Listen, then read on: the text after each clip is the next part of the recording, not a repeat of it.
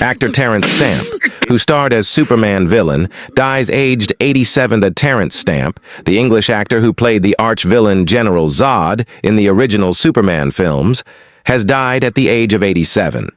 In a career that spanned 6 decades, the Oscar-nominated actor starred in films including The Adventures of Priscilla, Queen of the Desert, Far from the Madding Crowd, and Valkyrie. Stamp died on Sunday morning, his family said in a statement to Reuters news agency. He leaves behind an extraordinary body of work, both as an actor and a writer, that will continue to touch people for years to come, they said. Born in Stepney, East London, to working-class parents on 22 July 1938, Stamp attended grammar school before pursuing a career in advertising. After securing a scholarship for drama school, he shot to fame in the 1960s, making his debut playing the titular role in Billy Budd, a 1962 film about a naive young seaman in the 18th century. His performance earned him an Oscar nomination for Best Supporting Actor and a Golden Globe for Best Newcomer. He went on to make a name for himself as a villain, with standout performances in Superman and Superman 2 as General Zod, Kidnapper Freddy Clegg in The Collector, and Sergeant Troy in Far from the Madding Crowd. During his heyday in the 1960s, Stamp was known for his good looks, fashion sense, and high-profile girlfriends, including actress Julie Christie, who he later starred alongside in Far from the Madding Crowd, and supermodel Jean Shrimpton. His relationship with Christie only lasted a year, but was immortalized by the Kinks in the song Waterloo Sunset, with the line, "Terry meets Julie," believed to reference the pair. Stamp was approached to replace Sean Connery when he relinquished his role as James Bond, but said his radical ideas about how he could interpret the character put off producer Harry Saltzman. "I think my ideas about it put the frighteners on Harry," he said. "I didn't get a second call from him." He spent some time in Italy, working with directors Pier Paolo Pasolini and Federico Fellini, but found his star had faded when he returned to London at the end of the 1960s. "When the 1960s ended, I think because I'd been so identified with it, I kind of ended as well," he later told BBC Radio 4's Desert Island Discs. "I thought if I could be good-looking, and I could be successful, and I could be famous, everything would be solved.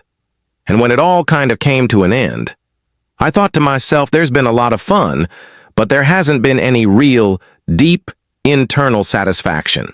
He moved away from acting for a while, buying a round-the-world ticket and ending up in India, where he studied yoga and spent time living in a spiritual retreat. Despite describing the decision as epic, Stamp admitted he was distraught. "In the pantheon of British cinema, some stars burn bright and fade, while others flicker and then return, their light stronger than before." Terence Stamp was one of those rare souls.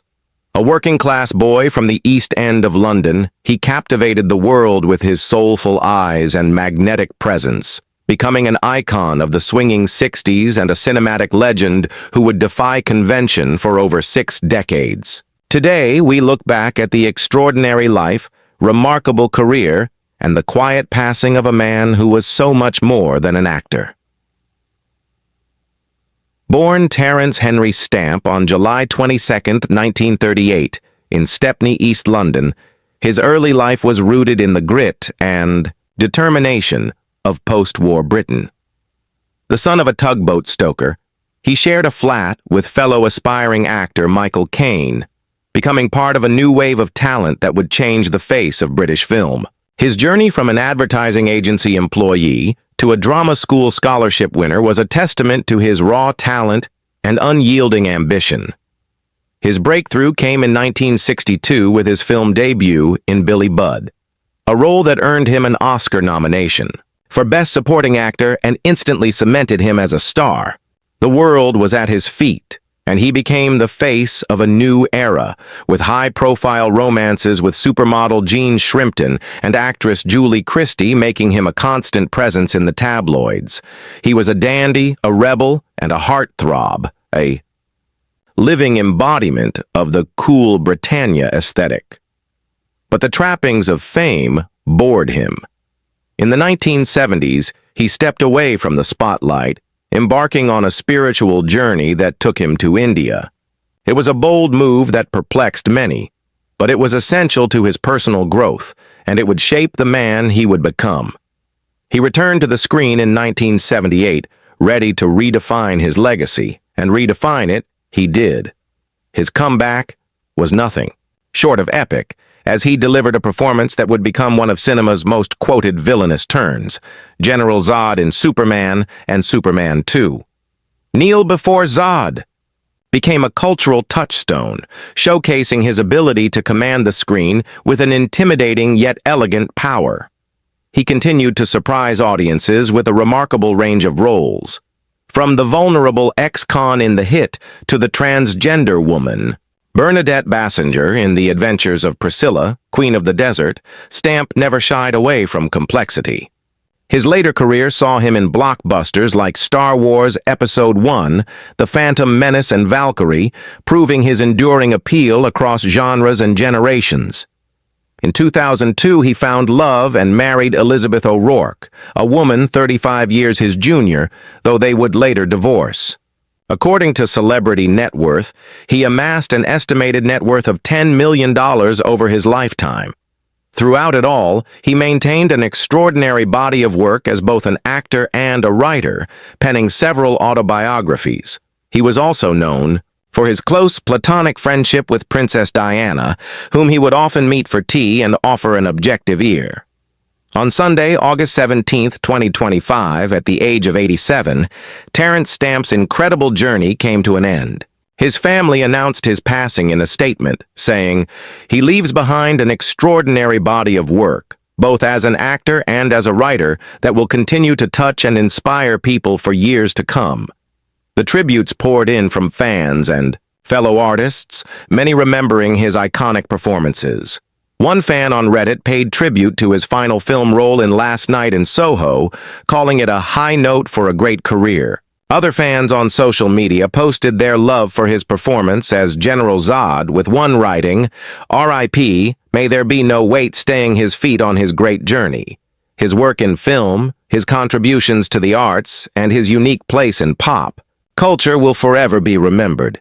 Terence Stamp's life was a masterclass in reinvention. From the swinging heartthrob to the spiritual seeker, from the menacing villain to the vulnerable soul, he proved that a true artist never stops evolving.